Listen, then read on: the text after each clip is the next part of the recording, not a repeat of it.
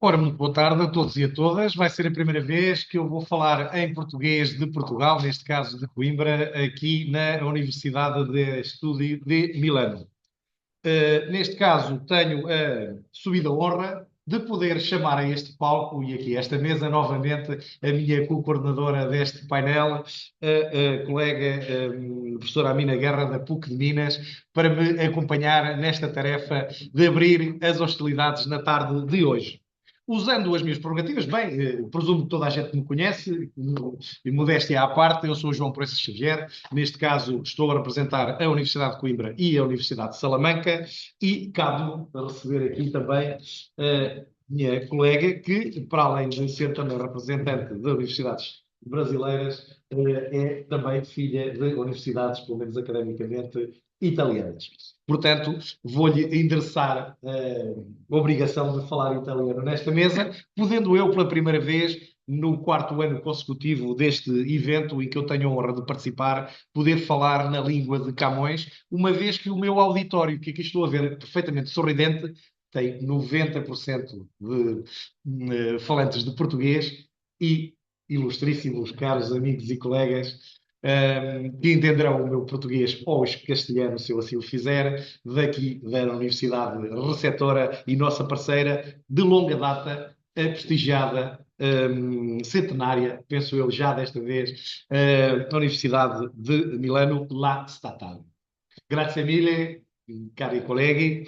E, neste caso, vou usar as minhas prerrogativas de Presidente da Mesa, não para subverter este elenco, mas para eventualmente dar a palavra, e utilizando aqui já também esta declaração de interesses, à minha querida colega e amiga de longa data, também da Universidade de Salamanca e do curso de Direitos Humanos, passado presente dos Direitos Humanos, a minha querida amiga de sempre, colega também do primeiro Centro de Estudos Internacionais de Direitos Humanos de Portugal, neste caso na Universidade Portucalense do Porto, mas proveniente, neste caso, na instituição que representa atualmente e muitíssimo bem, o Instituto Politécnico de Leiria, também muito caro, a minha querida amiga Daniela Serra Castilhos, que com a colega Nilce Oliveira Castro, também outra colega e amiga a partir de Portugal, mas com um cheirinho do Brasil, não é, Daniela?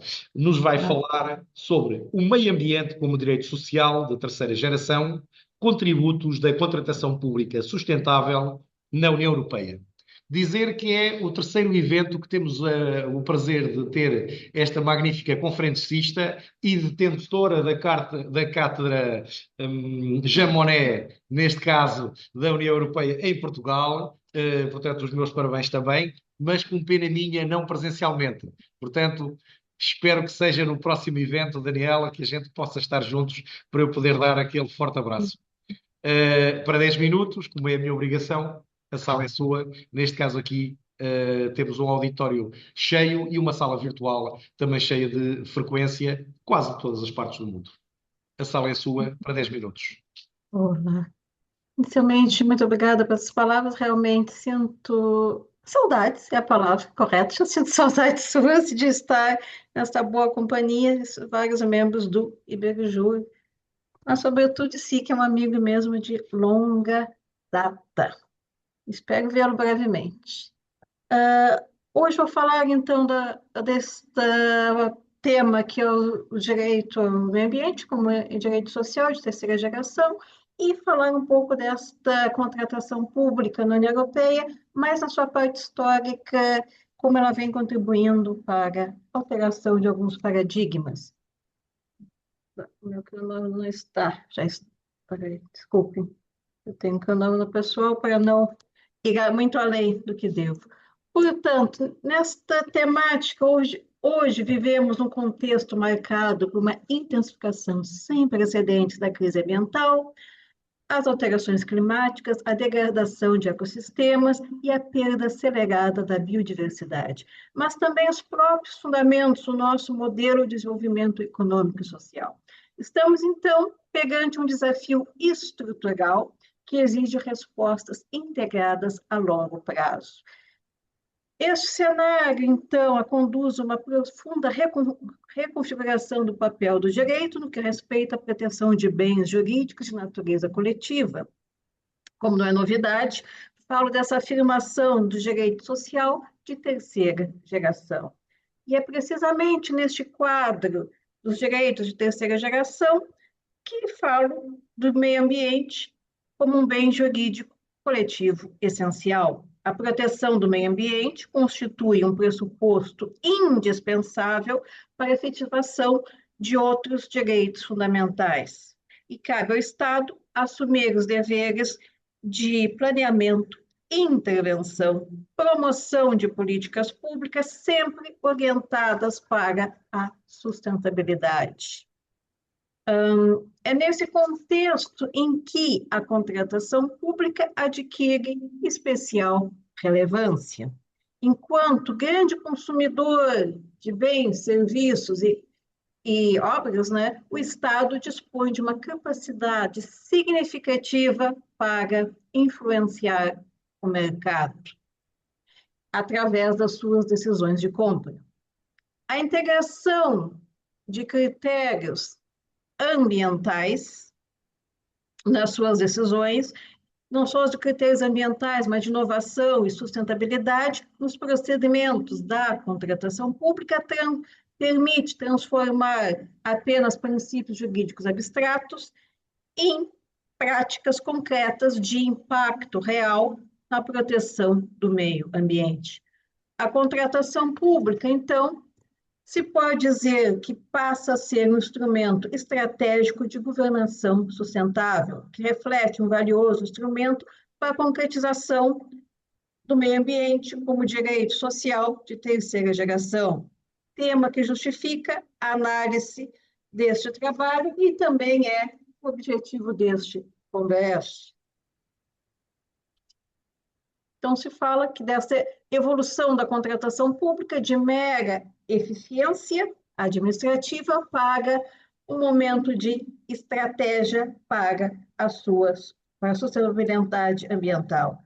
A principal preocupação residia na correção processual do cumprimento rigoroso da lei, contratação pública, garantindo a gestão da despesa pública dentro de um quadro de legalidade estrita. Essa visão, embora mantenha-se ainda na gestão pública, limitava o seu potencial da contratação para além deste papel meramente operacional. Neste dispositivo se vê este poder que os Estados da União Europeia possuem. O poder de compra do setor público representa uma força econômica de enorme magnitude. Na União Europeia, as aquisições públicas envolvem mais de 25 mil entidades, mobilizam mais de 2 trilhões de euros e correspondem a aproximadamente 14% do PIB de toda a União Europeia. A dimensão desses valores, novamente, evidencia que a contratação pública não é apenas um centro de custos, mas um dos mais poderosos instrumentos que o Estado dispõe para influenciar o mercado e concretizar essas políticas públicas. Este trabalho, então, incide de como ocorreu esta mudança de paradigmas, em que se pode ver aqui os primeiros passos da contratação pública a nível da União Europeia. A harmonização processual e a simplificação vêm das diretivas de 2004, que assinalaram algumas preocupações de integração para além das preocupações extraeconômicas, ou seja, o ambiente já começou a se falar nessa altura. Assim, nos seus considerandos dessa diretiva, era referido que as entidades adjudicantes deveriam contribuir para a proteção do ambiente e a promoção do desenvolvimento sustentável. Quanto às diretivas, depois as atuais diretivas, que são as diretivas de 2014, se fala na consolidação da contratação pública como ferramenta estratégica da política pública e sustentabilidade.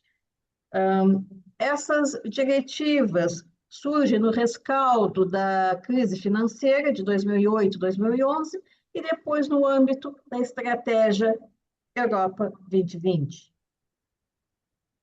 Nesse caso, se pensa que as diretivas de 2014 têm 4 objetivos principais, que é a simplificação e flexibilização, ou seja, pretendia-se desburocratizar alguns procedimentos, a segurança jurídica e transparência, combater corrupção e conflitos de interesses, utilização estratégica.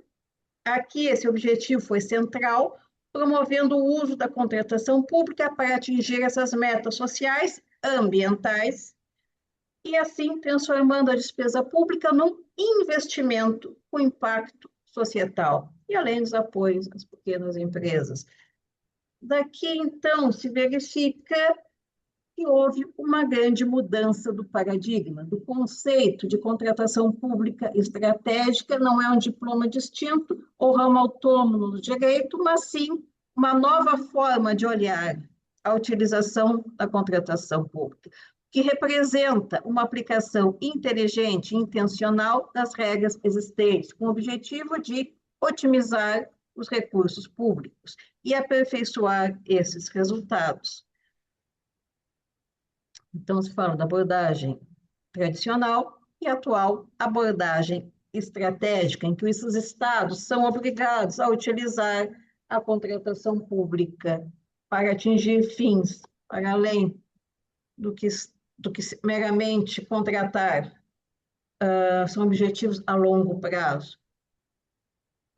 Falamos, então, que estamos mudando esse paradigma e os 4 pilares da contratação pública sustentável, temos uma dimensão ambiental, ou fazer compras ecológicas. Quando o Estado vai contratar, vai comprar, tem que fazer uma análise do ciclo de vida dos produtos para ver quais são as melhores matérias-primas e até a forma de eliminação e reciclagem.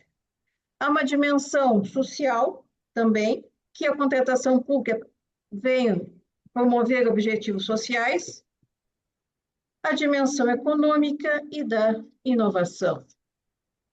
Já estou acelerando para concluir. Esse aqui, para concluir, eu vou ter que olhar não para os meus apontamentos, mas para o próprio PowerPoint, que essas conclusões são feitas por mim e por minha colega Nilce, em que diz que conclusão, a crise ambiental contemporânea evidencia essa insuficiência de modelos tradicionais de desenvolvimento e exige essa reconfiguração do papel do direito e das políticas públicas. Nesse contexto, o reconhecimento do meio ambiente como direito social de terceira geração afirma a natureza coletiva, solidária e intergeracional, impondo ao Estado deveres positivos de proteção e promoção da sustentabilidade. Na União Europeia, reflete essa integração de desenvolvimento sustentável e proteção ambiental dos princípios estruturantes da ação pública. A proteção do meio ambiente já não é só um objetivo sectorial, mas transpassa por toda a ideia central da governação. Conclui-se, portanto, que a contratação pública sustentável constitui um mecanismo fundamental para a concretização do meio ambiente enquanto direito social de terceira geração. Reforça o papel do Estado na promoção do desenvolvimento sustentável, na proteção efetiva dos interesses das gerações presentes e futuras. Obrigada pela atenção. Cumpri o prazo, o tempo. Obrigada. Obrigado. Professora Daniela Castilhos, pela sua participação. Aguardamos a sua presença num próximo evento próximo de nós e mais a vossa reflexão já formatada nos termos do Iberojur Press para poder sair numa publicação internacional com o ISBN europeu com estas reflexões. Grato também pela indicação de direito social da terceira geração, que é um conceito particularmente moderno e atual e que necessita de repostinação. Portanto, muitíssimo obrigado pela sua reflexão. E da Nilce Castro. E neste caso, agora sem mais delongas. Bom, boa tarde, cumprimento também meu colega aqui, o professor João, prazer em compartilhar a mesa com você.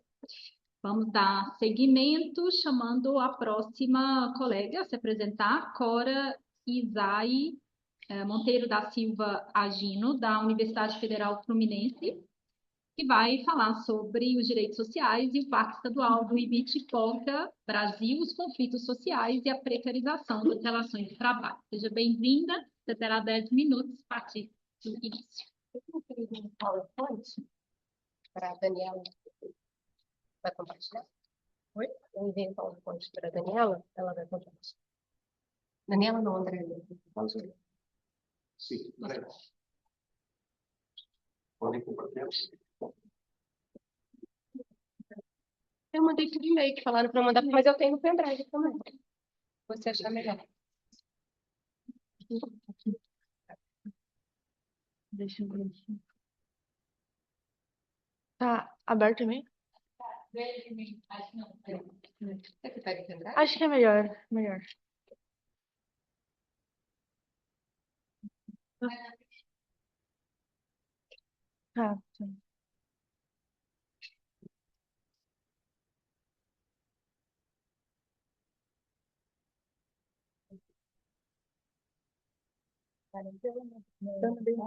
No meu ou no seu? Eu mandei com o André. É o meu. Não, peraí. ST Vieira, isso. É mesmo?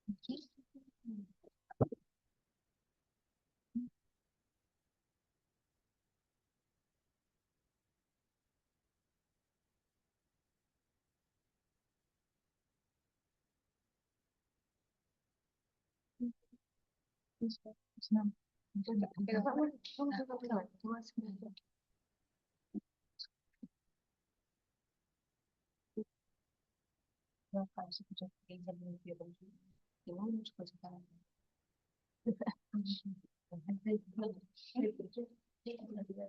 eu passo, pode deixar.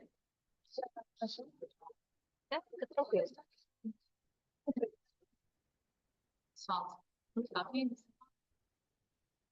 Será que o pessoal lá de lá tá vendo? Tá vendo? Bom, boa tarde, né? Quase boa noite. Me apresentar, meu nome é Cora Isai Agino, sou professora do programa de pós-graduação em Sociologia e Direito da Universidade Federal Fluminense, que fica em Niterói, Rio de Janeiro. Deixei aqui os contatos do meu laboratório, Laboratório de Justiça, Ambiente, Cidades e Animais da Universidade Federal Fluminense.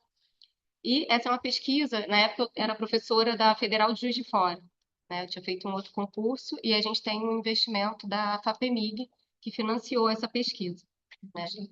Que eles têm que Não está compartilhando. a gente tem que salvar. Tá? Não, aqui, ó. Agora o pessoal está assistindo. Tá. Perfeito. Pode. Então, o objeto dessa pesquisa é o Parque Estadual do Ibitipoca, que foi criado em 1973, e os conflitos sociais que o envolvem, né? A apresentação anterior falou, né, do meio ambiente enquanto um direito social, né? E o meio ambiente ele não está isolado de outros direitos sociais, como o direito à moradia, né, ao trabalho digno, enfim, tantos outros. Então, na verdade, essa apresentação tem duas partes, né? Ela trabalha conflitos sociais e ambientais, né? A primeira parte eu vou focar mais nos aspectos sociais na apresentação de hoje e nos impactos ambientais na apresentação em Pádua. A apresentação, a investigação, ela tem como objeto, então, essa concessão do Parque Estadual do Ibitipoca à iniciativa privada, que é uma política que vem sendo implementada em diversas unidades de conservação no Brasil, né? O parque é um modelo no Brasil de área protegida, uma área onde não pode ter pessoas vivendo dentro, normalmente aberta à visitação. E a gente pretende mostrar, né, como isso vai afetando os direitos sociais das comunidades do entorno, das zonas de amortecimento e das vilas do entorno, e as relações de trabalho, né, que também têm sido impactadas. Só para localizar para quem não conhece, né, que o mapa do Brasil, Minas Gerais é onde fica Ibitipoca, e Conceição do Ibitipoca, que é a vila, ela fica entre Belo Horizonte, Rio e São Paulo. Então, ela tem um apelo turístico muito grande, né, tem 1.488 hectares. Esse parque, junto com Itacolomi, ele foi concedido à iniciativa privada e integra uma lista de outras 20 unidades em Minas Gerais que também serão concedidas.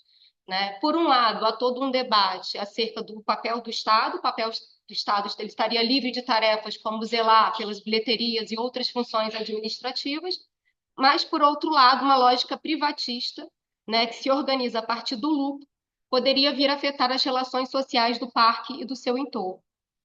Essas fotos são todas do parque, né? Quem puder lá conhecer, é bastante bonito. Eu estive lá por 2 vezes e eu vou à terceira agora, que a gente ainda tem uma segunda parte do edital que eu ganhei, que é a educação ambiental nas escolas. Então, a gente está organizando ainda a segunda parte para ir lá visitar as escolas. Já estamos em contato com os diretores.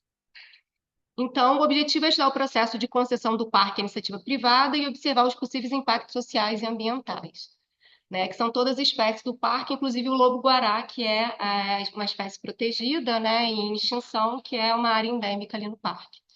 A nossa metodologia é uma perspectiva interdisciplinar de caráter sócio-jurídico, né, vem de um programa de pós-graduação em Sociologia e Direito da UF, onde eu sou professora permanente, e a metodologia foi técnica de análise documental, então analisamos os documentos, né, além da pesquisa de campo, ou seja, observação no próprio parque, entrevistas com turistas, comerciantes locais, guias, né, com a comunidade do entorno. Inclusive, levei alguns alunos também, né, que estavam em alguma das fotos aí, tem os alunos também participando.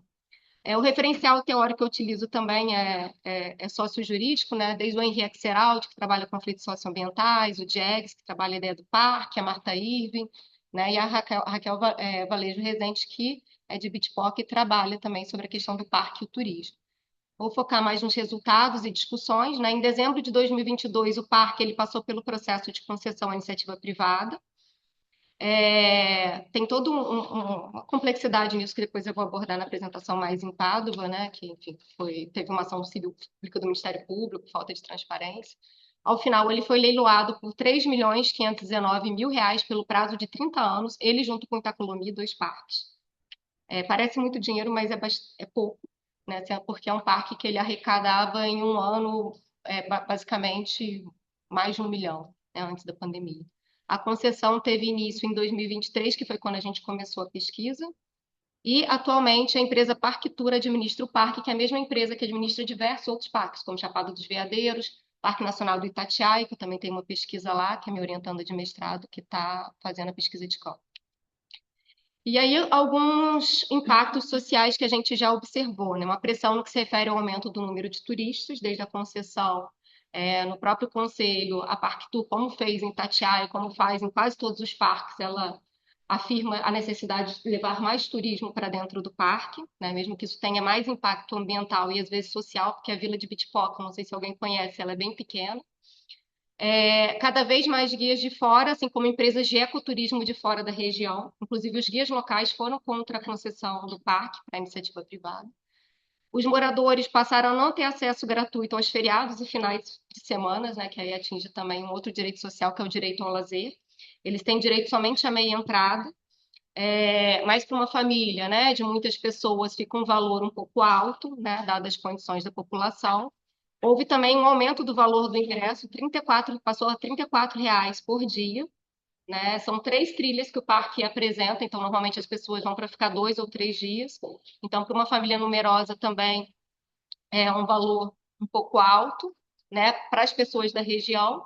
Isso gera um impacto socioambiental grande, ou seja, as pessoas que ajudaram a preservar toda aquela área, as cachoeiras, etc., hoje majoritariamente não têm acesso, né? Então a gente perguntava para os moradores da região, para os locais, qual a última vez que tinham ido ao parque, a maioria há 5 ou 10 anos atrás. Em relação à própria vila, né? A vila ela fica no entorno do parque, a Vila de Conceição de Bitipoca, né? Há uma série de problemas de falta de infraestrutura da cidade. Nos finais de semana e feriado há um engarrafamento, porque é praticamente uma via pequena, né? E um transporte público muito ruim. Só tem 3 ônibus por dia para descer até a sede do município. Esse aqui é o ônibus que eu peguei, inclusive com o pneu furado, porque ele furou o pneu, desceu a serra com o pneu furado, né? E ele custa R$ 50, o que é um valor bastante elevado para a população local. Então, para ter acesso a médico, etc., eles têm que passar, né, por essa dificuldade toda. Problemas de saneamento, né, especialmente com o aumento do número de turistas, isso passa a ter impacto também, né, na própria vila, na questão do saneamento, acúmulo de lixo, enfim. E além do trabalho precarizado também nessa região, porque boa parte dos trabalhadores ali não tem carteira assinada, são trabalhos temporários, precários, muitas vezes vêm de fora da região. Os cargos mais altos são ocupados por pessoas, né, que falam outras línguas, etc., que normalmente vêm das grandes capitais, e a população local fica com subemprego, com trabalho precarizado. Inclusive o pão de canela, que é o produto típico da região, são mulheres que trabalham 12 horas em pé fazendo aquele pão para ganhar uma diária de R$ 50, né? E sendo que cada pão vai ser vendido por metade desse preço. E ela produz 10 por dia e ganha pouquíssimo. E ainda na questão da moradia, isso influencia bastante, tendo em vista que é uma região bastante bonita, né? Enfim, ela foi cenário do casamento do Cauã Raymond, Gisele Bündchen postou foto em Bitipoca fazendo yoga, etc. Mas, na verdade, eles não tiveram no Parque Estadual do Bitipoca, eles tiveram no resort que fica antes, que é de um minerador de Minas Gerais, né? Então, ele destrói o ambiente em várias áreas do estado e faz compensação ambiental numa área onde ele tem um resort, que custa uma diária em torno de 3.500, não, esse é a comuna, né? O outro ele custa em torno de 7 mil reais, né? A diária, ou cerca de 1.000 euros. E ele ainda comprou uma vila inteira, que é essa menorzinha das casinhas mais simples. Ele alojou todos os moradores, comprou uma vila inteira, cuja diária é em torno de 500 euros para ter uma experiência de tomar água no filtro de barro e como era viver naquela vila, né, antes dele expulsar os agricultores do entorno do parque. Enfim. Então, isso a gente observa que a própria população local vem sendo afetada, né? Não só o processo de concessão, mas o processo de concessão ele ajuda a popularizar. Quando ele aumenta o valor do ingresso, ele faz com que também o público mude. Antigamente, as pessoas que frequentavam, né, o Parque Estadual do Bitipoca eram pessoas da região, estudantes que iam acampar e etc. E tem vindo cada vez mais um perfil de pessoas com mais recursos financeiros, e não necessariamente mais recurso financeiro quer dizer mais preservação, né? A gente pode observar que às vezes causa um impacto, esse turismo de massa causa uma série de problemas sociais e ambientais, como a própria expulsão da comunidade do local onde ela sempre preservou, né? Bom, fora, enfim, né, os aspectos ambientais, para a gente colocar mais pessoas dentro do parque, com número, né, que eu vou tratar mais impacto, com número limitado de monitores, etc., pode gerar uma série de impactos ambientais também muito graves, mas culturais e sociais a gente já observa. O preço das moradias tem subido muito, então os moradores locais estão cada vez mais afastados. E aí esse caso é importante porque não é um fenômeno isolado, mas ele integra uma agenda neoliberal com o avanço do capital sobre as áreas ambientalmente mais preservadas do país. Esse modelo de concessão é um modelo de parques que vem sendo adotado em todo o país, né? Em Minas Gerais, mais firmemente, né? Como eu falei, a ideia, esse foi o primeiro, mas tem mais 19 para vir. Esse processo ele gera também uma desterritorialização da comunidade, favorecendo a especulação imobiliária, expulsão de pequenos agricultores, né, que passa a ser ocupado por grandes projetos de ecoturismo como resorts. Aqui eu não trato o caso, mas para minha aluna está pesquisando no Parque Nacional do Itatiaia, no Rio de Janeiro, que é o mais antigo, né, do Brasil, que é outro estado, e tem basicamente os mesmos problemas: aumento do ingresso, a população local não tem acesso, querem colocar agora uma tirolesa, não é permitido moradores dentro do parque, mas ao passo que eles criam cada vez mais hotéis e coisas de luxo dentro do parque para os turistas, né? Coisas lucrativas.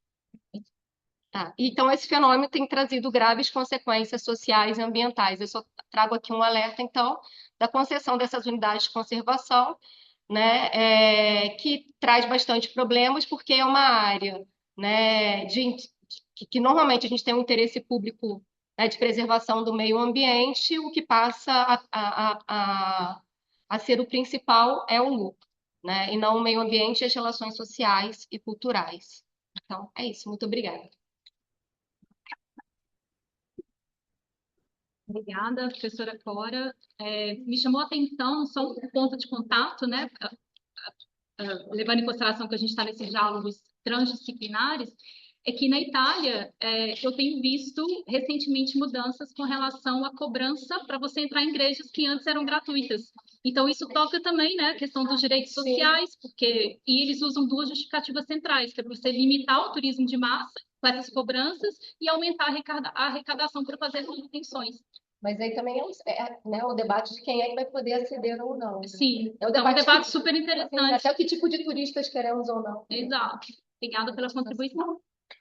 Ora, muito obrigado. E aqui está provado objetivamente porque é que é um diálogo transdisciplinar. É muito importante os diálogos do direito com outras ciências e, nesta circunstância, muito obrigado, doutora Cora Isseig, pela sua, pelo seu bocadinho de Brasil que nos trouxe aqui também, graficamente, e tenho a certeza que todo o auditório aqui e em todo o mundo ficou com vontade de ir ao parque, pelo menos conhecer pessoalmente. Eu vou ser um deles, talvez na próxima viagem ao Brasil, com uma atividade do Iberojur. Ora bem, last but not least, vou também fazer aqui uma declaração de interesses. O Sérgio Roberto de Abreu é um colega, professor da Universidade de Ubra, no Brasil, e é um colega aqui presente nesta atividade que eu conheço há mais anos, e juntamente com a Daniela Serra Castilho, exatamente porque tive a oportunidade de privar com ele na Universidade de Salamanca nos últimos 20 anos. Portanto, com muito orgulho e com muita amizade, que eu tenho o prazer de partilhar-vos mesa uma vez mais, até porque eu estou em dívida para com ele, porque no final de dezembro eu coordenei um simpósio de Direito de doutoramento da Universidade de Salamanca e, eventualmente, aqui o meu querido amigo Sérgio Romeu enviou-me a sua participação, já não cabia nos números escolas. E então, nesta circunstância, vai ter que ficar para um próximo encontro. E neste caso aqui, começamos já a partilhar a mesa para eu poder remir desta falta incrível, porque eu desconhecia o interesse dele em participar no seminário. E nesta circunstância, embora ele seja um professor titular na Universidade de Ubra, também é nosso investigador internacional na Universidade de Salamanca, e aqui também representa de uma certa maneira. O Sérgio, é um gosto ouvi-lo para 10 minutos, sem exceção, apesar da nossa efêmera amizade, para falar sobre a emergência climática à luz da opinião consultiva 32/2025 da Corte Internacional de Direitos Humanos e os Direitos Sociais, dilemas e proteções e proteção dos direitos humanos. Seja bem-vindo aqui ao nosso convívio, eu e da professora Amina.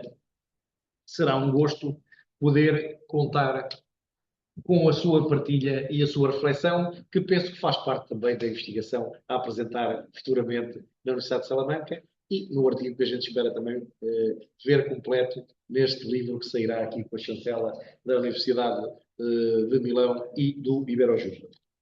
Bom, buongiorno. Innanzitutto mi scuso per non parlarle bene italiano, nem castelhano. Portanto, me permito de apresentar-me em português. Boa tarde, boa noite, boa tarde, boa noite a todos. Para mim é uma honra estar aqui hoje, novamente participando desse evento do Iberojur.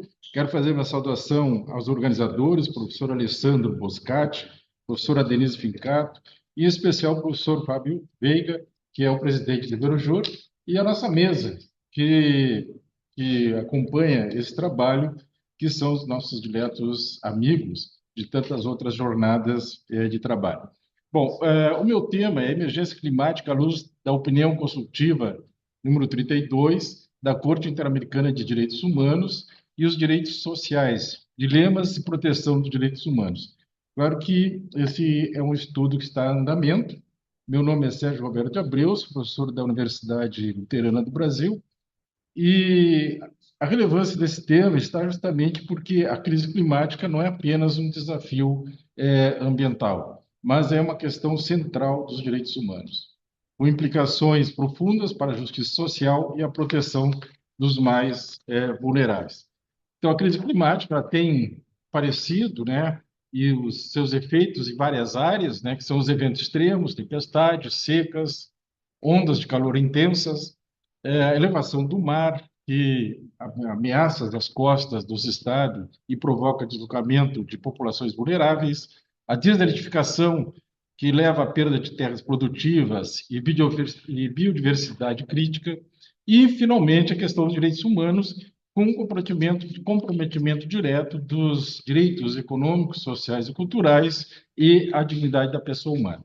Então, é nesse campo que, no ano de 2025, a Corte Interamericana de Direitos Humanos foi instada a emitir uma opinião consultiva através de um pedido dos estados da Colômbia e do Chile, e que vai representar um marco jurídico importante no regime americano dos direitos humanos, porque a Corte vai fazer uma interconexão normativa, onde ela estabelece o direito ao meio ambiente sadio, previsto no artigo 26 da Convenção Americana de Direitos Humanos, e os direitos econômicos, sociais e culturais previsto no Pacto de São Salvador. E é essa interconexão que vai criar um novo paradigma para obrigações estatais. Então, o problema central, justamente, é como a emergência climática exacerba vulnerabilidades sociais e quais os dilemas jurídicos e políticos são impostos à proteção dos direitos econômicos, sociais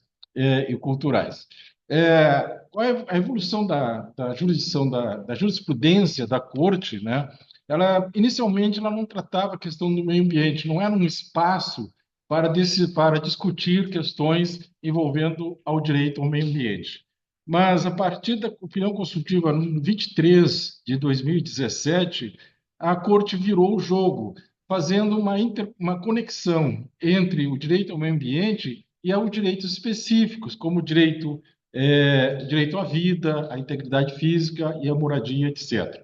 Agora, em 2025, houve uma grande virada, vamos dizer assim, um grande avanço nessa interpretação, porque antes o direito ao meio ambiente era visto como realizável através do direito à vida. Agora, o direito ao meio ambiente sadio é visto como um direito autônomo e justiciável junto à Convenção Americana de Direitos Humanos. Então, isso é uma mudança significativa de paradigma. Então, a pesquisa, justamente, ela vai buscar identificar quais são os impactos, né, da emergência climática sobre os direitos sociais, notadamente a saúde, alimentação, moradia e trabalho, e também as obrigações dos estados em relação às obrigações de mitigação e adaptação climática para atender esses direitos. E, especialmente, a implicação em relação aos grupos vulneráveis e às comunidades tradicionais. Bom, alguns aspectos da pesquisa, é uma pesquisa qualitativa, vai se fazer uma análise exegética e também uma análise sistêmica, comparando as obrigações climáticas e a exigibilidade dos direitos econômicos, sociais e culturais. O marco teórico ele está baseado em dois grandes campos. Primeiro, o princípio da devida diligência reforçada, que é um princípio trazido desenvolvido pela opinião consultiva número 32. O que significa isso? Primeiro, a obrigação dos estados de adotarem medidas preventivas e de mitigação eficazes diante dos danos ambientais e a respectiva imputação e afetamento dos direitos humanos. Segundo, a obrigação da adaptação aos efeitos inevitáveis. O Estado tem que criar medidas de adaptação àqueles efeitos que são inevitáveis dentro de seus territórios. E ainda mais, extremamente importante, é que a inação ou ação insuficiente dos Estados pode levar a violação autônoma dos direitos humanos. Então, essa é a grande questão que avança aí, é tratar a questão a questão da crise climática, afeta o direito ambiental como um direito autônomo dentro do sistema interamericano de direitos humanos. E a base de tudo isso está a justiça climática, ou seja, os impactos são desproporcionais em relação de que os danos causados pela crise climática eles não são equitativos. Então, aqueles grupos mais vulnerabilizados, né, comunidades tradicionais, as mulheres, as crianças, são aqueles que mais são afetados por essas crises climáticas. A adoção de políticas públicas deve considerar os direitos humanos. Também essa é uma questão importante que a Corte coloca, é que os estados devem adotar políticas públicas e inserir nas políticas públicas a base dos direitos humanos. E também que as respostas não podem perpetuar desigualdades ou ampliar a desigualdade já existente nos estados. Então, a opinião consultiva ela representa o ápice da evolução jurisprudencial interamericana, reafirmando o direito ao meio ambiente saudável como autônomo e vinculado aos direitos econômicos, sociais e culturais. Então, esse é um grande avanço interpretativo da aplicação dos direitos humanos no sistema interamericano. Bom, em relação ao direito à saúde, né, os eventos extremos eles aumentam as doenças transmitidas por vetores, doenças respiratórias, e os estados devem garantir serviços adequados e adaptados. Em relação à alimentação, há uma redução, os impactos da crise climática levam à redução da produtividade agrícola, escassez de água, perda de terras cultiváveis, e que isso pode afetar milhões de pessoas na sua questão da alimentação. Então, os estados devem criar políticas, né, que garantam a resiliência dos sistemas alimentares e garantam o acesso à alimentação. O direito à moradia, então, inundações, deslizamento, causam destruição de habitações e deslocamento forçado de populações. Então, aí o Estado também precisa, né, estar atento a isso e criar políticas, né, para adotar medidas preventivas, como planejamento urbano resiliente e realocação segura de comunidades em áreas de riscos, e garantir moradia adequada e assistência humanitária às vítimas de desastre. Particularmente, né, eu sou do sul do Brasil e em 2024 nós tivemos um dos maiores enchentes, né, que alastrou várias cidades, inclusive a capital onde eu resido, e que milhares de pessoas ficaram desalojadas. Em várias regiões, as pessoas tiveram suas casas destruídas e não podem mais voltar para aquela região. Então, o Estado tem que adotar medidas públicas de realocar essas pessoas para outras regiões, como tem sido feito, porque aqueles locais onde elas residiam não há mais condições de segurança, né, para o futuro. E ainda em direito ao trabalho, os setores mais vulneráveis, como agricultura, pesca e turismo, enfrentam uma perda de empregos e de meio de subsistência. Então, a Corte enfatiza que os estados devem promover uma transição justa para uma economia verde, garantindo a proteção social, a requalificação profissional para os trabalhadores afetados, além de assegurar condições de trabalho seguras em face dos novos riscos climáticos.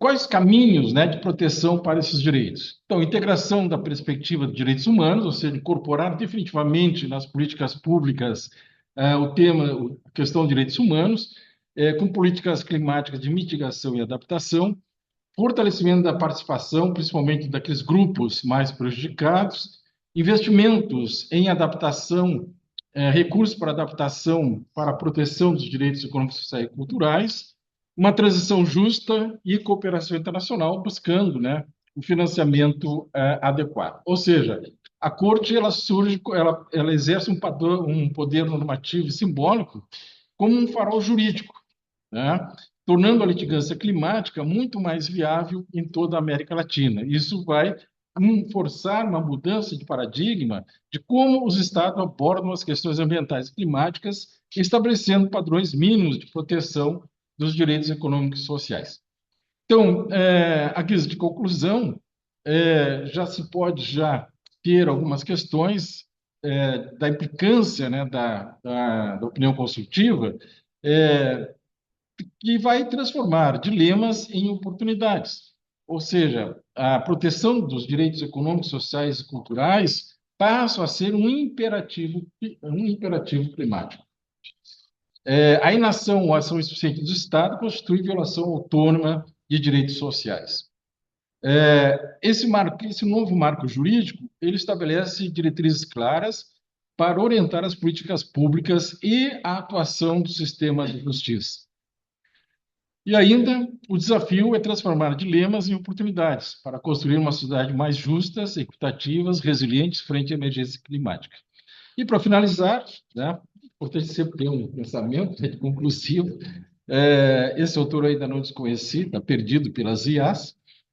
A busca por um planeta saudável, né, e a humanidade justa está interligada, pois o clima que muda e as injustiças que persistem afetam os direitos humanos de todos. Muito obrigado pela oportunidade de estar aqui novamente em Milão.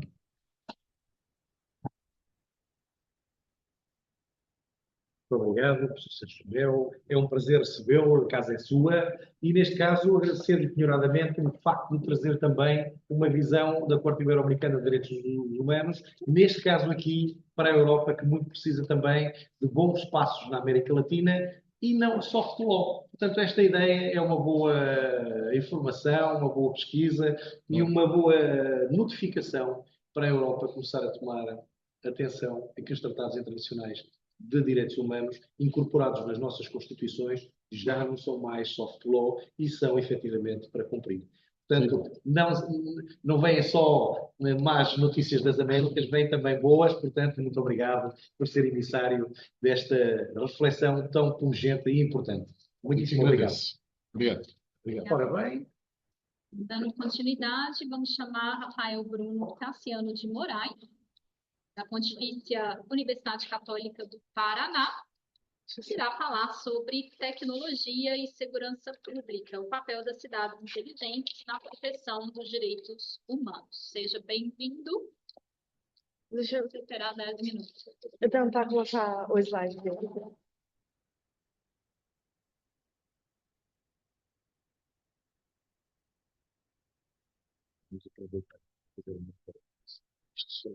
Fazer um álbum. Vamos colocar o arroba aqui, gente. Vamos colocar o arroba. Vamos colocar o arroba. Onde está o arroba?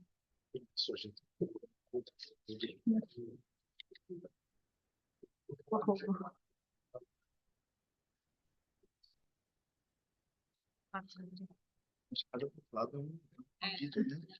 É um negócio.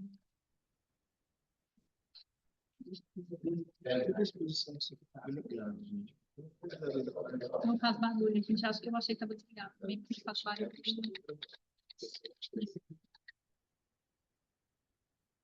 Underline aqui.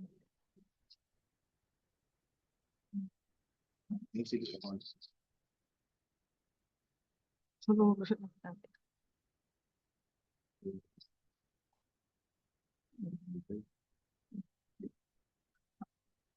Tiro disso. Como eu tiro do caps lock? Eu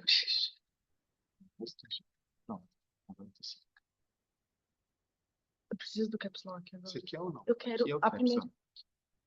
Acho que Tá. isso aqui tá aparecendo isso. Ah, mas calma, preciso tirar do caps lock. Não tá, mas... Como estamos a ouvir falar de tecnologia e segurança pública, os meios informáticos estamos a mandar boas energias para nos desafiar intelectualmente a estar totalmente atentos aqui à comunicação do Dr. Rafael e, nesta circunstância, dizer que é uma temática que a mim me interessa particularmente, também da ótica da investigação científica, mas, sobretudo, da advocacia prática europeia do futuro. Não dá para estar nem. Está em italiano. Faz aquela pesquisa no Google, eu faço. Será que mais alguém tem apresentações? E aí a gente... Não, né? Tá. Para a gente tentar organizar... Como dizia o meu maestro do Orfeon, há que ter a partitura na cabeça e não a cabeça na partitura. E, no caso, o meu extinto colega, Dr. Rafael, obviamente, que conhece a sua matéria muito bem e pode, a partir da sua máquina, tem necessidade de uma outra. Perfeito. Eu só vou colocar algumas imagens aqui que eu queria, só porque eu acho interessante para a apresentação no Google e eu sigo daqui. É isso Deixa eu faça uma viajar conexão. rápido. Isso mesmo. Você coloca, então? Em ciência, como em tudo na vida, uma imagem vale mais que 1000 palavras. Há bocado ficámos encantados com o Parque Brasileiro, que todos estão à espera de ter a oportunidade de ver. Penso que as ideias do Smart City, uma vez ilustradas, poderão, pelo menos, deixar a este auditório, quer online, quer presencialmente, pelo menos menos medo daquilo que vem aí. Ou mais. Acho que não precisa compartilhar. Perfeito. Bom, isso mesmo.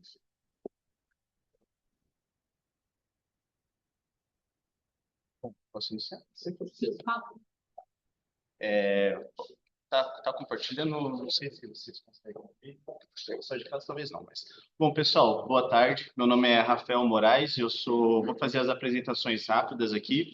Eu sou advogado criminalista, sou doutorando e mestre em Direitos Humanos pela PUC do Paraná e atualmente eu estou realizando meu estágio doutoral aqui na Universidade Lusófona do Porto, sob orientação do professor Fábio Veiga, que é o presidente do Ribeiro Júri e está organizando esse grande evento. Bom, me sinto bastante contente de apresentar uma temática aqui. Inclusive, ela surgiu há um ano atrás, quando eu estava apresentando no Comped, num GT de Direito Urbanístico. Eu pensei em segurança pública naquele momento, relacionando com cidades inteligentes, e surgiu essa temática, que é tecnologia e segurança pública, o papel das cidades inteligentes na proteção de direitos humanos. Não deu para espelhar aqui, o slide tinha ficado legal, mas essas imagens são foco aqui da apresentação, então vocês já podem dar uma analisada e tentar decifrar o que vai ser ao longo da apresentação aí. Pois bem, a presente investigação, então, ela aborda os desafios complexos da segurança pública desde sempre, atualmente, principalmente no Brasil, que é um problema que vai perpassar todas as classes sociais. Quando a gente pensa num problema atualmente, os grandes debates políticos sempre vai, desde direita, esquerda, grande polarização política, vai tratar sobre segurança pública. E geralmente a gente vai focar nessa ineficácia do Estado, que, ao meu ver, pelo menos ao longo do que eu tenho pesquisado, que é objeto da minha pesquisa desde o TCC, graduação, mestrado, doutorado, é sobre o direcionamento de gastos e como a gente vai pensar nessa segurança geralmente de modo repressivo e não de modo preventivo. E quando a gente pensa nas cidades inteligentes, que eu moro em Curitiba, ela pegou na década passada em diante esse título de cidade inteligente, focando muitas vezes no transporte público, um pouco em educação, mas ela não ligou a questão das cidades inteligentes com outro conceito, que é o conceito de safe cities, que seria as cidades seguras. Quando a gente pensa em cidades inteligentes, e tem mais material sobre isso fora do Brasil, fala muito sobre que não tem como você ter uma cidade inteligente se essa cidade não é segura para a população. E como que a gente vai pensar nisso? Tem alguns autores, alguns teóricos que vão trabalhar sobre isso. Um delas é o Jenny Jacobs, que fala sobre a importância dos olhos na rua. O que seria? Seria basicamente a participação da população na comunidade. É um assunto muito grande, mas assim, dois exemplos para a gente conversar aqui na tarde, noite de hoje, é quando a gente vai pensar em segurança. Boa parte, eu posso falar até desse auditório aqui, mora em condomínios fechados, não mora na rua, não tem aquele murinho baixo onde você vê geralmente a população. E esse muro baixo geralmente é o que traz mais a sensação de segurança pública para a pessoa que está passando pela via. Porque se você vai andar numa rua onde ela é toda murada, não tem uma visibilidade, você sente mais receio de andar nessa via do que se isso fosse aberto com jardins. E a gente percebe, ao longo, né, dessa teoria aqui que eu estou trazendo para vocês, que é a teoria dos olhos na rua, que essa via é geralmente onde acontece mais furtos, assaltos e outra grande quantidade de crime. Por quê? Porque não tem vigilância. E não tendo vigilância, acontece principalmente isso, falta de iluminação pública. Então, a proposta, que é dessa pesquisa aqui, é não olhar a segurança pública pelo seu modelo repressivo, que é o que geralmente acontece, mas voltar um pouco e interlaçar ela com outros conceitos. E nesse evento, por tratar sobre interdisciplinaridade, transdisciplinaridade, eu achei oportuno de trazer aqui para a gente trabalhar. Então, basicamente, esses espaços públicos que têm uma calçada maior, têm uma iluminação pública, ela geralmente vai dar uma sensação para a gente de segurança pública diferente de condomínios fechados, que não é nessa lógica. Então, nisso, discutimos a estratégia de prevenção de crimes através do design ambiental, que é outra proposta para um autor que trabalha sobre isso, e temos dois grandes casos de sucesso, e na América Latina, inclusive, que chama urbanismo social, que é o que eu estou trazendo aqui para vocês, e em Medellín, e espaços de paz na Venezuela. Então, basicamente, era uma zona que não tinha interferência do Estado e acontecia bastante crimes. E quando você constrói um parque público, coloca uma iluminação pública, os estudos desse caso mostram que a quantidade de crime diminui. Essa imagem aqui é uma que mostra bastante isso. Era um local aqui em cima, infelizmente não vai dar para mostrar no slide certinho, né? Mas que acontecia bastante crimes, e quando teve uma intervenção do Estado e trouxe essa população para essa zona, diminuiu a incidência de crimes. Temos também isso em Medellín, que às vezes é uma intervenção pouca, mas mesmo assim, só para a pessoa estar na rua, já diminui a sensação de segurança pública e também faz com que essa criminalidade diminua. Então, basicamente, o que eu queria mostrar era relacionado a isso. As principais conclusões, então, apontam que a segurança pública não deve ser limitada a aspectos repressivos das instituições policiais, mas sim compreendida como uma percepção resultantes e concretas de uma mudança urbana. Quando a gente vai pensar no Brasil, Rio de Janeiro, a gente teve essa grande situação que aconteceu no Rio de Janeiro, que é um problema à parte, não dá para utilizar ele como nessa situação aqui, porque, enfim, Rio de Janeiro sempre é uma situação mais problemática. Mas sempre é uma interferência estatal muito repressiva e muito agressiva. E se a gente pensar em essas outras medidas, principalmente porque na última década as smart cities elas ficaram na boca do povo, principalmente na região sul ali, a gente consegue ter uma nova abordagem de segurança pública. Então, para concluir, entende-se que a implementação de tecnologias nas cidades inteligentes, aliada a um planejamento urbano sensível às questões de medidas preventivas, atingiremos um modelo mais útil de segurança pública para a gente. Basicamente, a gente tem uma visão muito estreita daquilo. Se a gente voltar e relacionar com outros conceitos, que não somente jurídicos também, a gente consegue ter um resultado mais útil, que, na verdade, segurança pública é menos de um dado e mais uma sensação. Então, seria basicamente isso. Muito obrigado pela atenção. Muito obrigada, Rafael, pela sua apresentação muito interessante, né? Até porque segurança pública, acho que é um dos temas mais sensíveis e mais importantes no Brasil e na América Latina hoje. Então, a gente agradece a sua contribuição. Tá, para o meu colega fazer a apresentação da próxima palestra.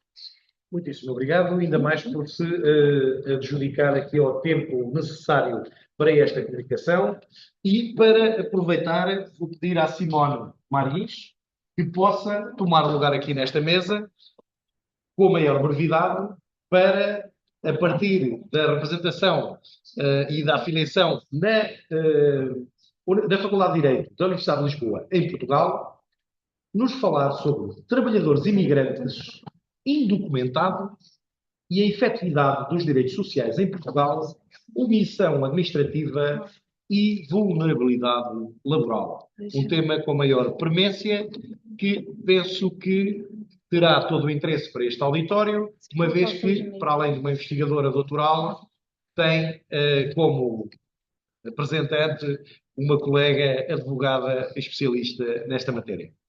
Doutora Simone, para 10 minutos e mais um segundo. A gente só vai tentar. Muito Vou bem. colocar aqui. Tem e-mail? Tem. Você já enviou? Como? Não entra aqui.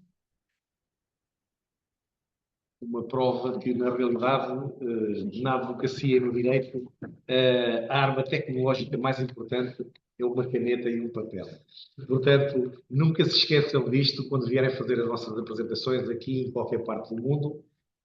É uma coisa que nunca falha, porque, eventualmente, mesmo que falhe a luz, vocês continuam a ter na mesma as vossas notas em papel e a vossa caneta para vos ajudar.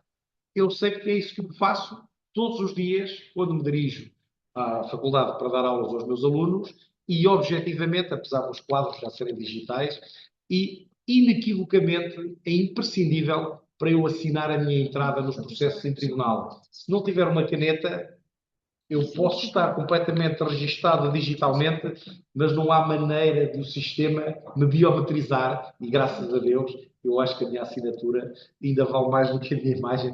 Portanto, nessa circunstância, a caneta não nos deve abandonar.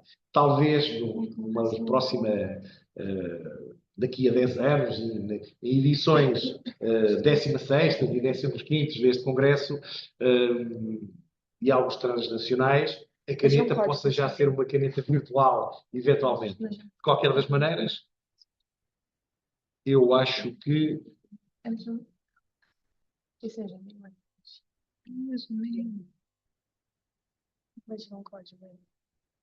um bom advogado nunca deixará a sua toga, um fato escuro e uma caneta. Mas Brilhante, eu achei. Acho que pode ver.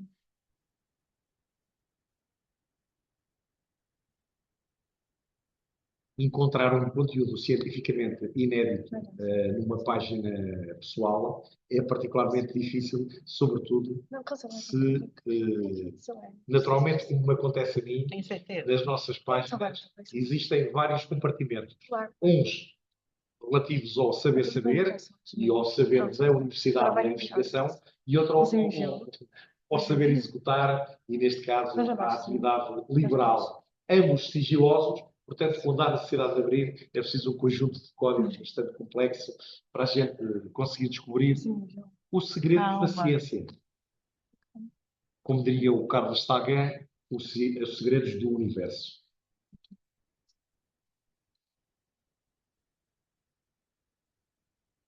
Isso, é isso. Doutora Silva Manes. A culpa não é minha. Está. Plug and play. Só compartilhar com os outros. Seja bem-vinda para 10 minutos. Calma, eu preciso compartilhar com o Zoom. Vamos dizer como isso é. Eu um pouco.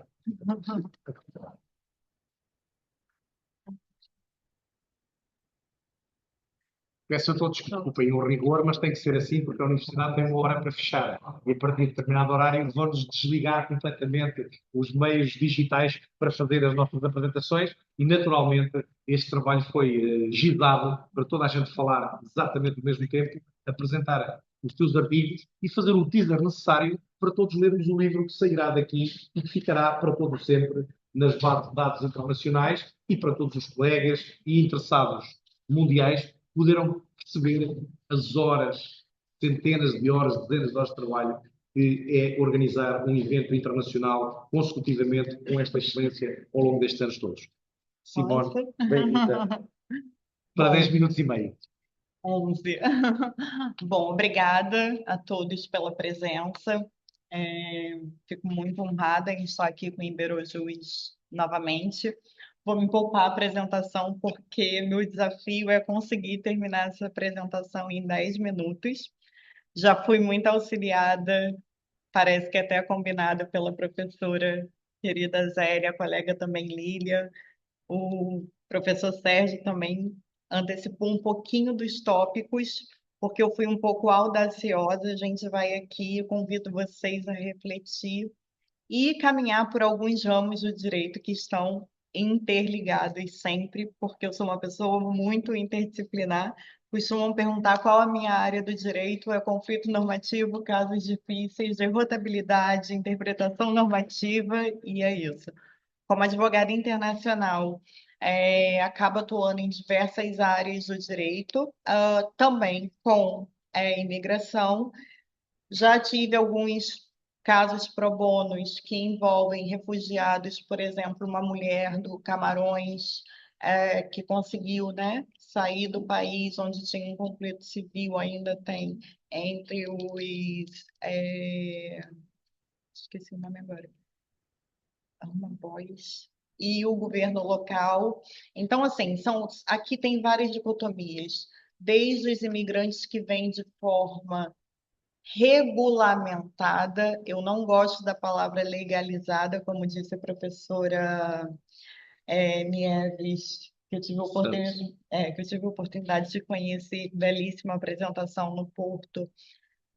Legal e ilegal são termos né, do direito criminal que o Estado acaba tentando estender para imigrantes não regularizados, muitas vezes por omissão e falta de estrutura mesmo, de um sistema engessado do Estado.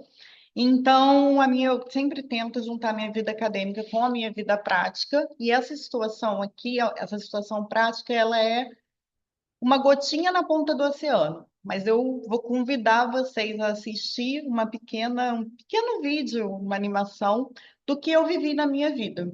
Às vezes eu costumo fazer para o meu corpo ficar bem e sã, um detox de álcool. E nessas alturas eu gosto muito de tomar um espumante sem álcool, que é muito difícil encontrar em Lisboa. Então eu pedi pelo Uber Eats umas 15 garrafas, porque eu encontrei no mercado, desse espumante. Para minha surpresa, quando chega, é um entregador com aquela mochilinha com as 15 garrafas nas costas. E eu fiquei olhando para ele não conseguia tirar a mochila das costas. E eu olhei para aquilo e fiquei impressionada. Só me veio uma coisa na cabeça: esse trabalho é análogo à escravidão. Quem está fiscalizando isso? Quem é esse trabalhador autônomo independente? E agora, já adiantando um pouco do que virá nos slides, diferente do Brasil, Portugal não tem um sindicato ou um órgão com poder de fiscalização, com poder de interferir, principalmente nos trabalhadores independentes, com uma força, por exemplo, sindical, como no Brasil. Então, vou começar minha apresentação já com esse pequeno resumo e partindo da premissa, para que a gente possa fluir ao longo dos slides, que temos que ter em mente que o legislador nunca vai conseguir, né, prever todos os fatos sociais que se tornarão fatos jurídicos e, mais do que isso, todas as mutações sociais. E aí a gente entra em todos os temas que acredito que falamos hoje, que é o direito no acompanhar da sociedade, principalmente numa era de globalização, tecnologia e pós-pandemia. E aqui está a introdução, que eu já explanei tudo, e basicamente essa foi a cena. O que acontece nesses casos e por que, né, eu foquei nos trabalhadores imigrantes indocumentados? Em Portugal, a gente está vivendo uma crise migratória em que não há agendamento desde agrupamento familiar até manifestações de interesse, enfim. Aqui eu vou entrar em temas específicos migratórios que vai vir no artigo, mas aqui não vem ao caso, que não há agendamento por mais de 3 anos. Ou seja, não é que as pessoas não queiram se regularizar. O Estado não propõe o serviço, né, para que essas pessoas se regularizem. E desde a entrada regular até aquela entrada irregular de imigrantes, não é possível se regularizar. Isso é uma coisa.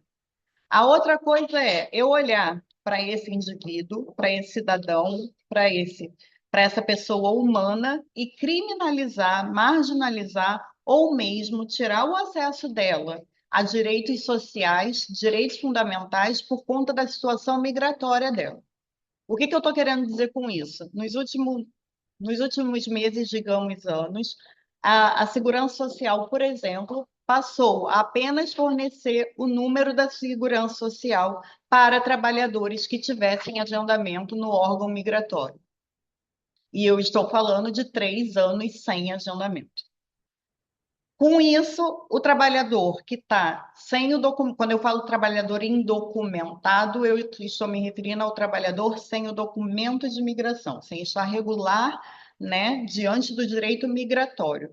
Ele acaba não tendo acesso à saúde, ele não tem acesso à segurança social, ele não tem acesso, muitas vezes, à escola para os filhos e a outras questões, como moradia. Diversas vezes, eu gosto muito de caminhar na rua. O que tem se visto é trabalhadores dormindo na rua. Eles trabalham, dormem na rua, tomam um banho no banheiro público e voltam para o trabalho, porque não tem onde ou como morar. Então, essa é a realidade em Portugal hoje. E eu falo de Portugal, eu não estou excluindo outros países, mas como eu advogo em Portugal, eu sei a realidade de Portugal. E aqui eu coloquei alguns dos exemplos de fluxo migratório: asilo, guerra, econômico, climático, laboral. Climático também foi falado pela professora Nieves, no Porto, e para mim foi a primeira vez que eu ouvi esse assunto e foi muito interessante a palestra do professor Sérgio, porque eu não tinha para mim eram assim, vinham para mim casos tão pesados, né, de conflito civil atual e etc., que quando eu ouvi assim, fluxo migratório climático, o que que é isso? Que interessante que eu parei para ler. Tudo isso aqui é entender que dentro de um mundo globalizado, e aí me vou fazer valer também das palavras da colega Lilian, né? É a nossa responsabilidade transnacional. É a questão de uma reparação mesmo histórica ou de exploração dos recursos naturais que fazem com que essas pessoas venham para a Europa na esperança de uma sobrevivência, não é nem de uma condição melhor de vida. E isso aqui é uma reação à ação da exploração dos estados ditos de primeiro mundo e que assinam tratados e acordos internacionais de forma, com discurso, a garantir os direitos fundamentais e humanos da pessoa humana. E daí pode me perguntar, Simone, mas e a soberania estatal? Ok, eu tenho a soberania estatal. E aí eu tenho a política migratória e eu tenho as regras de entrada. Tem um controle fronteiriço. Esse controle ele é feito, mas ele tem que respeitar os tratados e convenções internacionais de como ele é feito. Ele não pode ser feito com violência, ele tem que respeitar, como eu disse, os direitos humanos e do trabalhador. O Estado não é obrigado a abrir fronteiras, mas a partir do momento que o cidadão pisa em território de sua soberania, passa a ser de sua responsabilidade, sim. E aqui eu já acabei, aqui é um pouco de filosofia do que eu penso, né? É claro que a gente não está preparado para viver numa sociedade de anarquia e temos um Estado democrático de direito. Então, quando a gente nasce e respira a primeira vez, a gente acaba abrindo mão de parte da nossa liberdade em prol de um Estado democrático que vai organizar minimamente uma sociedade para que a gente viva. Bom, eu vou depois disponibilizar o slide, mas acredito que eu já tenha pontuado a grande maioria dos pontos aqui. E já que eu tenho um minuto, por que que eu falei do indocumentado? Eu já basicamente pontuei por conta da vulnerabilidade, mas eu gostaria de convidar vocês para terminar essa apresentação com uma reflexão assistindo um vídeo de Adrian Passe e que fala bem, descreve para mim o que é a linha abissal do Boaventura. Posso ter 2 minutos no vídeo?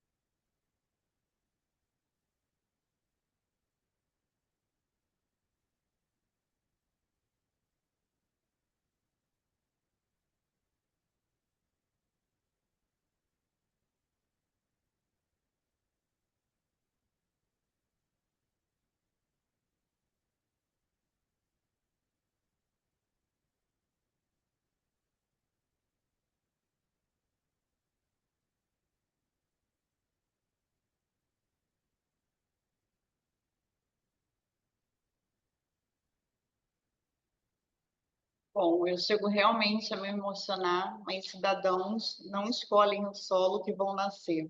E poucos possuem o privilégio de poder escolher o que querem ser e onde ser.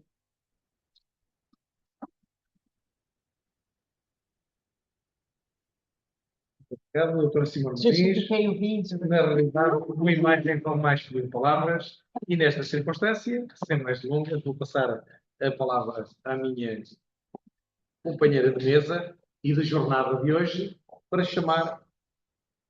Então, vamos dar seguimento, Andréia Maria Limongi Pazoldi, da Univale. Bem-vinda. Nossa colega vai falar sobre consumo consciente e o trabalho decente, análise das atividades produtivas na indústria da moda e a busca da preservação dos direitos fundamentais dos trabalhadores. Terá 10 minutos. Boa noite a todas e todos. Professora Nina, professor João, que infelizmente não conheci quando estive em Coimbra, então teria que voltar, não é? Eu acho. É o meu plano da terceira idade ficar em Coimbra. Muito obrigada por estar aqui hoje. Espero que sim. Muito obrigada, agradeço ao professor Fábio Veiga. Me dispiace, não vou falar italiano. Eu tinha preparado, mas não tem plateia, então a plateia vai ficar assim.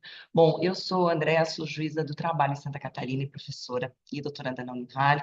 E quando eu faço pesquisas acadêmicas, eu prefiro fazer fora do meu âmbito, daquilo que eu vejo todos os dias, eu prefiro desafios diferentes. Então, Tirar aqui. obrigada, deixa eu tirar esse aqui. Então, a minha área de estudo tem sido trabalho decente e uma atividade muito específica. O artigo discute a incompatibilidade entre o paradigma econômico vigente, centrado no consumo de massa, com a busca da atenção dos vendedores e criação de desejos dos consumidores, né? Essa incompatibilidade com o trabalho, com a efetivação do trabalho decente, especificamente na indústria da moda. E aqui entendam a indústria da moda como o sistema têxtil e de confecção. A moda ela tem diversas etapas. As pessoas tendem a imaginar, a gente pensa em moda, a gente pensa na parte da distribuição, que é a parte do mercado, desfile, alta costura. Lá nós temos questões muito específicas, inclusive mais fáceis de resolver, mas dá muito trabalho análogo à escravidão também. Mas aqui, especificamente, a gente fala de uma etapa produtiva que é a têxtil e de confecção. O problema central aqui do trabalho, do artigo, está na externalização dos custos sociais que é promovida por modelos como fast fashion, que ao priorizarem os preços baixos e a alta rotatividade, acabam resultando na precarização das condições laborais, terceirização excessiva e diluição de responsabilidade ao longo da cadeia produtiva. Isso impede a proteção ampla da dignidade dos trabalhadores, porque a busca é sempre pela redução do custo social na fabricação.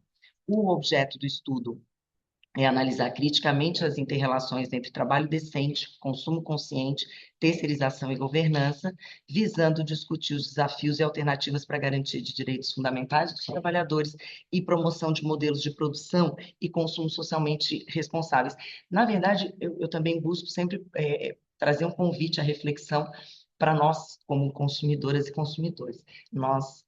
E isso eu costumo dizer para os alunos, quando a gente começa a estudar isso sobre consumo consciente, sobre a questão relacionada a consumo, e tem um livro excelente que se chama Tu consumo puede cambiar el mundo, que só tem em espanhol mesmo, da Brenda Chaves, e a gente vê, depois que a gente começa a ver algumas formas de exploração e algumas formas de elaboração e fabricação dos produtos, depois que a gente vê, a gente não desvê. E depois que a gente consegue alcançar esse tipo de análise, fica até difícil consumir determinados produtos. Não é que eu pretenda boicote de ninguém, eu faço o meu, ninguém precisa obrigado a fazer o seu, com certeza. É difícil essa equação, porque o consumo consciente passa pela redução de aquisição. Numa regra geral, as pessoas sugerem a redução de aquisição e também economia circular, reaproveitamento, e isso é considerado um problema para quem tem como principal atividade produtiva a confecção de roupas novas. No artigo, eu dou enfoque para os conceitos envolvidos pela OIT e por aquilo que nós temos no ODS, principalmente no ODS 8 da Agenda 2030 da ONU.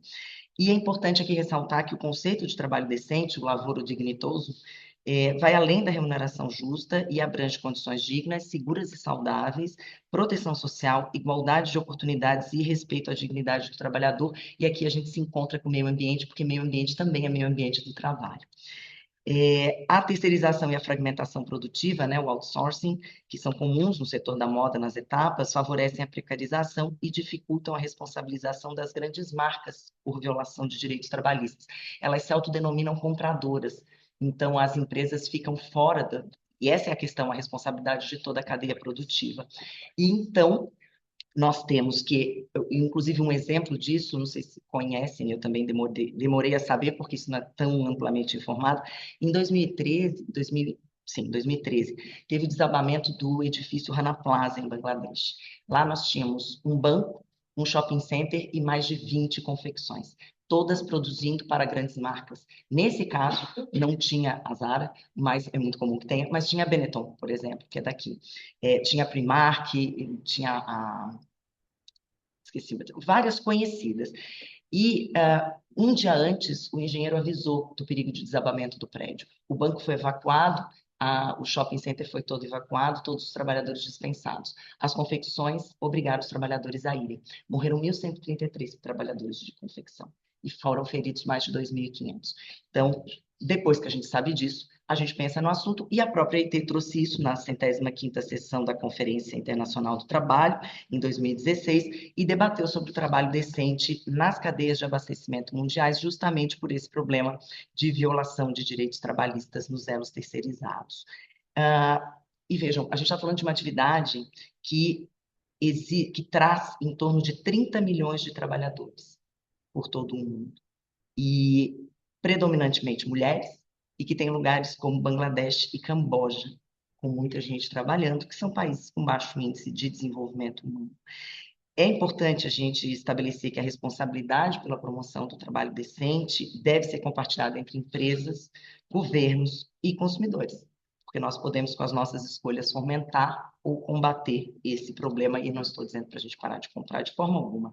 A situação é de fato complexa, porque apesar dessa relação de trabalho estar longe do ideal, nos países periféricos, que são os escolhidos pelas grandes corporações, especialmente considerando essa falta de responsabilidade direta das compradoras, a instalação de fábricas e confecções é um incremento à economia local, e em alguns lugares é a economia fundamental daquela cidade, porque recebem incentivos fiscais, porque recebem alguns benefícios.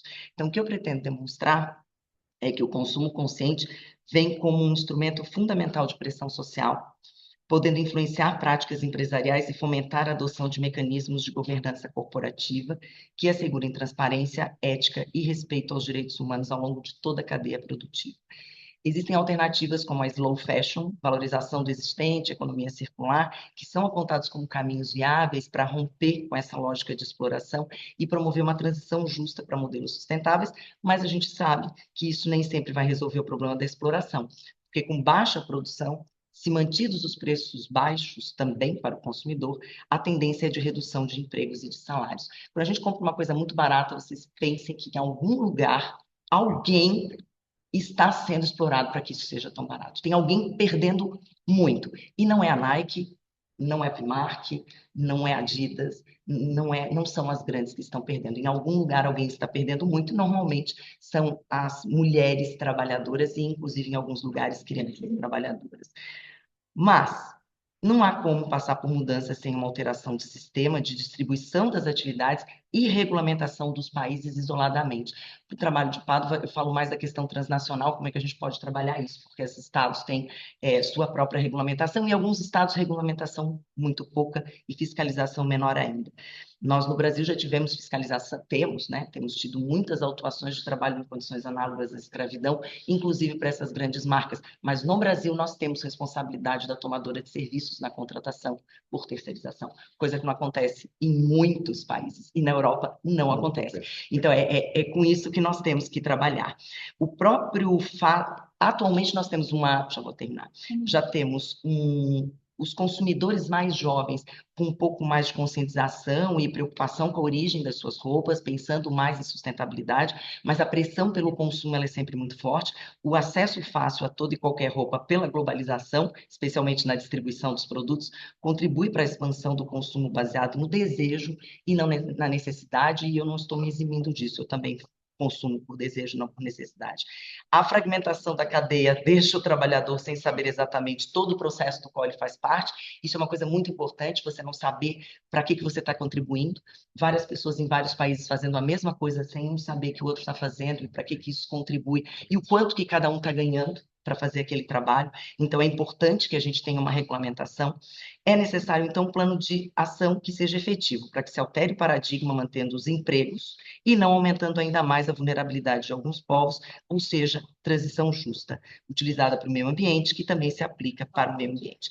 Então, a conclusão aqui é que a promoção do trabalho decente é indispensável para o desenvolvimento sustentável, para a redução das desigualdades e fortalecimento da cidadania, e isso contribui, inclusive, para que a gente tenha uma massa maior de consumidores. Se quem produz consegue comprar o produto, que não é o que acontece nessa indústria, quem produz não consome o produto. Então, se a gente tem um trabalho decente com desenvolvimento sustentável nesse sentido, faz mais sentido. Para mim, com a internalização dos custos sociais e ambientais e a adoção de práticas de governança, e aqui governança no sentido bem amplo, bem mais europeu do que brasileiro, não tem nada a ver com aquela governança administrativa, né, de corrupção e tudo mais, mas nós podemos construir cadeias produtivas mais justas e ambientalmente equilibradas, também do ponto de vista ambiental, no sentido bem estrito, porque geralmente o trabalho, aquele trabalho poluente também é o trabalho não decente, é o trabalho indigno, tornando o trabalho decente um pilar real do desenvolvimento socioeconômico. Espero que a gente possa pensar sobre isso juntos em mais oportunidades. Muito obrigada.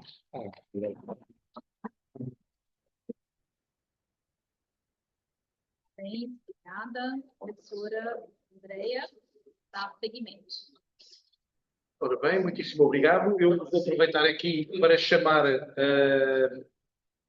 a Daniela Campos de Amorim, da Universidade do Museu Social Argentino, que já está aqui conosco, e vou desafiar a doutora Andréia a nos encontrarmos eventualmente em Santa Catarina, porque penso que temos um convite muito interessante para estar lá nas feiras judiciais e, independentemente de qualquer outra atividade, seria muito interessante encontrarmos para podermos debater isso na ótica da ciência, mas também com o judiciário, que é uma honra imensa podermos ter cada vez mais profissionais do foro a apresentar as suas matérias aqui. A Zélia abre as hostilidades já há muitos anos, mesmo antes da gente se conhecer, é um exemplo para todos nós, mas é preciso também sangue novo e a coragem de vir aqui trazer matérias fora de pé e atualíssimas é muitíssimo importante. Portanto, muito bem-vinda a este painel maravilhoso que nos permitiu também crescer a todos nós e que está quase a chegar ao fim. A faculdade ainda não nos apagou a luz, o seu diretor já está ali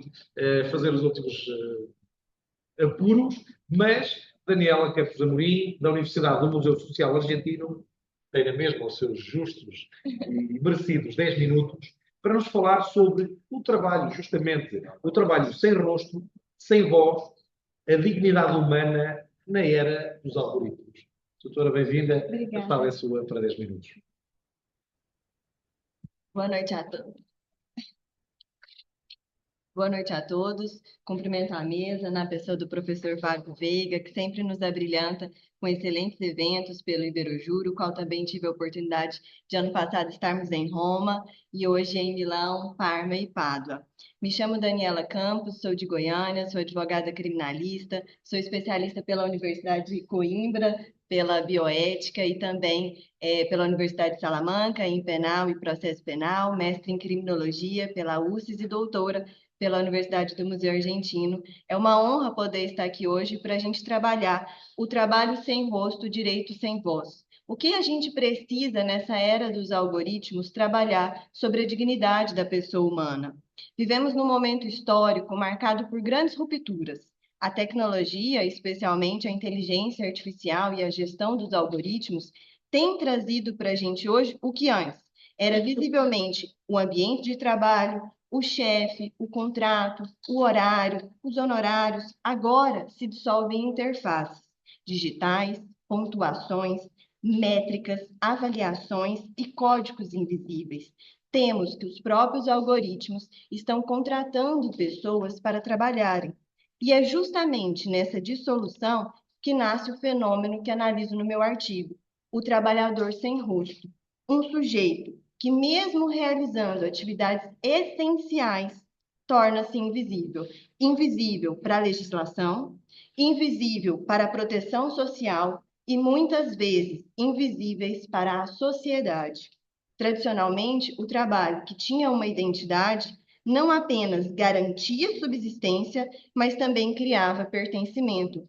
Hoje, como apresento no estudo, o que nós temos? A desmaterialização do trabalho. As plataformas digitais transformaram o trabalhador e o trabalho em uma unidade de desempenho, medida por dados e métricas. Não há horário, não há local e, muitas vezes, sequer há um interlocutor humano. O que se tem é uma espécie de mercado de fluxos impessoais, onde o trabalhador ele deixa de ser reconhecido como uma pessoa, como um ser humano, e passa a ser tratado como um recurso substituível. Essa transformação impacta diretamente na saúde mental e na identidade pessoal desse trabalhador. A ausência de estabilidade, a volatilidade da demanda e a constante pressão por produtividade geram aquilo que se tem chamado de precariado, uma classe global que vive na incerteza permanente. Um dos pontos centrais do trabalho é o algoritmo como forma de subordinação tecnológica. Hoje, o poder diretivo trabalhista não precisa mais de ordens explícitas. Ele se materializa em um código.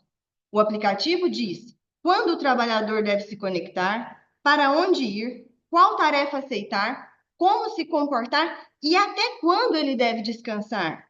Tudo isso por meio de incentivos, penalidades, bloqueios automáticos e ranqueamentos. As empresas afirmam, os trabalhadores são autônomos, mas essa autonomia é meramente formal. Economicamente, encontram-se em total dependência funcional do algoritmo. Trata-se de uma subordinação invisível, ou seja, eu tenho que constantemente aparecer, mas eu sou invisível para você. Não há reuniões, advertências formais ou justificativas transparentes. Há apenas notas, estrelas, índice de aceitação e bloqueios. Esse fenômeno, que tem sido chamado de capitalismo de vigilância, onde os dados comportamentais permitem não só prever, mas moldar o seu comportamento humano como trabalhador. No contexto laboral, essa vigilância torna o trabalhador alguém que também precisa se aprimorar, mas sem descanso, internalizando expectativas e metas intangíveis.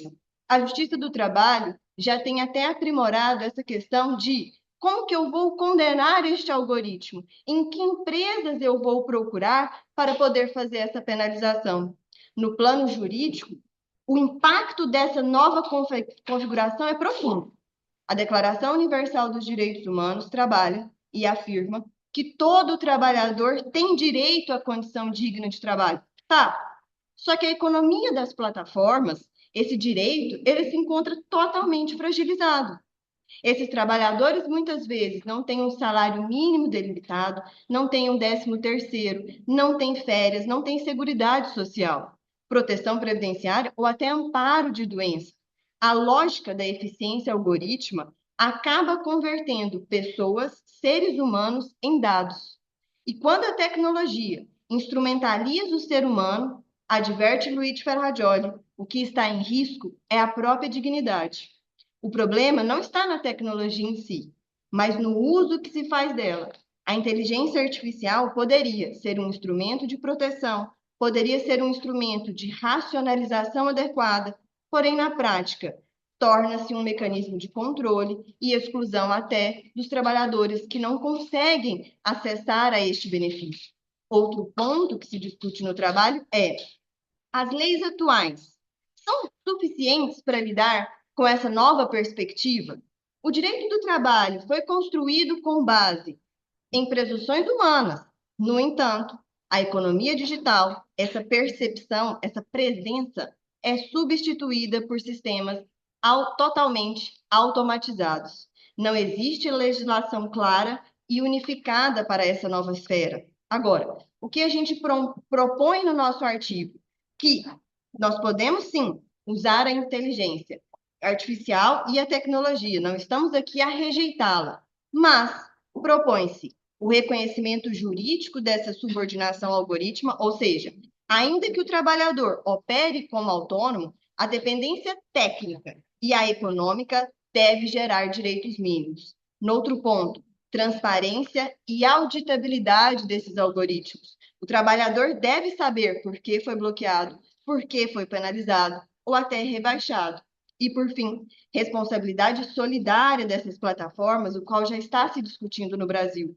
O risco do negócio não pode ser transferido integralmente ao trabalhador. Também, direitos digitais coletivos, sindicatos e associações precisam atuar também nesses espaços digitais.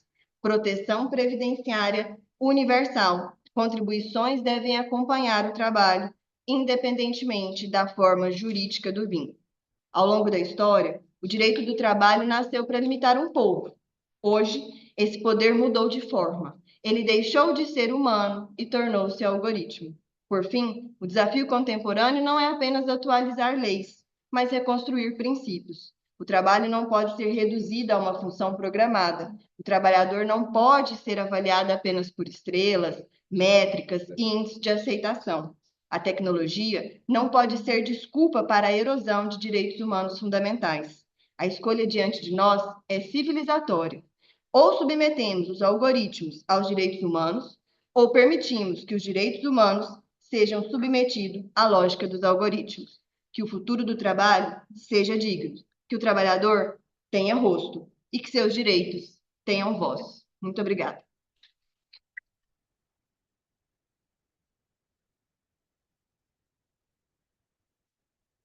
Agradece a colega Daniela por essa apresentação tão importante e sensível. Obrigada. Vamos para a nossa última apresentação da noite com Andréia Mariana dos Santos Cabral Vieira, da Universidade Lusófona, que vai falar sobre o regime jurídico dos trabalhadores nas PPPs em Portugal. A quem a gente agradece também para terminar. É isso, para terminar o seu artigo e enviá-lo para a publicação conjunta, que será muito interessante e muito descritivo também. Então, obrigada, bem-vinda. Bem-vinda à casa, outra vez. E para fechar pela segunda vez num congresso aqui em Milão, a casa é sua para 10 minutos. Bem, boa noite, já. Queria agradecer ao Iberojur pela oportunidade. E eu vou falar sobre a parceria público-privada e o regime laboral. Para primeiramente falar sobre a parceria público-privada, teremos que falar sobre o Estado Social, que as suas raízes foram do século XIX, tendo essa expansão maior no século XX, através da crise do liberalismo, garantindo então que percebemos então que não é apenas garantir a igualdade perante a lei, não é o suficiente, mas sim assegurar a igualdade material das pessoas, chamando então de Estado do bem-estar social. Esse dever do Estado deve fornecer saúde, educação, habitação, entre outros direitos. E qual seria a forma de fazer isso? Visto que enfrentamos crises, catástrofes climáticas, o Estado mesmo tem um orçamento bem limitado. Criou-se, então, na Inglaterra, no século XX, devido às grandes guerras, uma solução que foi a PFI, que é a Iniciativa do Financiamento Privado, surgindo assim a criação moderna da parceria pública e privada. A parceria pública e privada, segundo a Organização para a Cooperação e Desenvolvimento Econômico, é um acordo entre o setor público e uma das mais entidades privadas, no qual essas últimas prestem serviço que corresponde aos requisitos definidos pelo governo, e que ao mesmo tempo gera lucro para os acionistas, dependendo esses de dois requisitos dos riscos alocados a cada parte. Ou seja, é uma forma inovadora que não precisa inicialmente do investimento público, a parte privada que faz esse investimento, e eles promovem concursos públicos internacionais que são altamente concorridos e geram ao Estado a escolha para saber qual o melhor qualificado e qual seria a melhor proposta. Aí, para o setor privado, além deles financiarem um projeto inicialmente, eles participam dessa concepção, construção e gestão, assumindo parte também dos riscos associados. Um exemplo disso é a criação de escolas no interior de Portugal, né?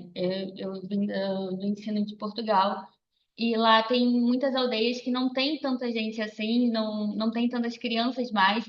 E eles criaram, em vez de o Estado construir uma escola, contratar novos professores, eles criaram vagas dentro de escolas particulares para essas crianças poderem estudar. Ou seja, as crianças têm a educação pública, não pagam, mas numa educação privada.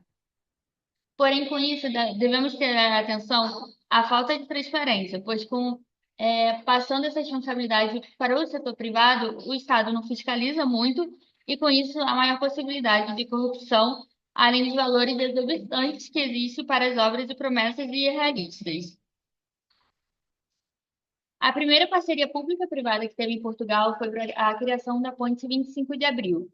E é uma questão muito polêmica, porque inicialmente a proposta que foi dada era de que ia ser um custo zero para a população, que ia ter menos gasto possível, que o setor privado iria usufruir ali, então o Estado teria o menor custo possível. E no final rendeu 700 milhões para a população. Além disso, do que foi colocado até agora, é colocado em qual seria o regime, então, laboral nas parcerias públicas e privadas. Bem, o regime laboral que é aplicado ele não é feito pela própria parceria pública-privada. O setor privado é responsável pelos seus empregados e o público é responsável pela contratação pública. Com isso, tem dois regimes e isso acaba interferindo muito no princípio da isonomia, no qual os mesmos trabalhadores fazendo as mesmas coisas têm dois regimes distintos.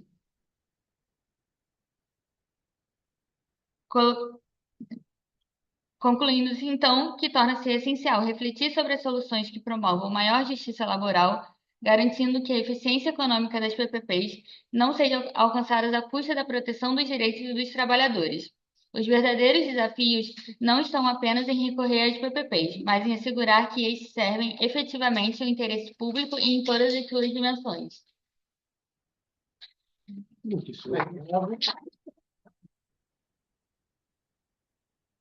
Obrigada, Andréa. Vieira, foi um gosto podermos fechar com chave de ouro outra vez este painel. Ringraziamo ancora lo spazio che ci ha ceduto l'Università di Milano nella figura del professore Stefano. Stefano Corsi. Sì. Poi magari facciamo parlare il Presidente per la chiusura. Sí, claro que sí. Y Stefano Corso, llamamos todos a una foto oficial contare con toda la gente aquí presente. Grazie mille, una casa nostra. Ringraziamo anche a tutti quelli che sono online.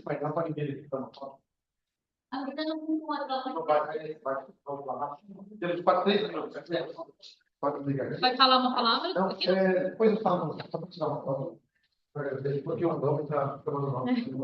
Vamos olhar que está todo mundo. Não viu? Não está.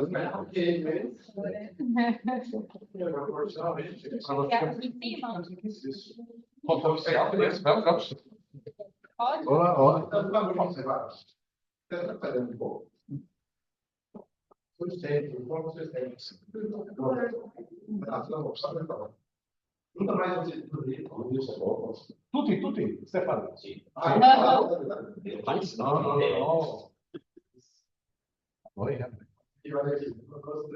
già. Assim. Start. Passa a frente. Bom. Amanhã 9h30 da manhã tem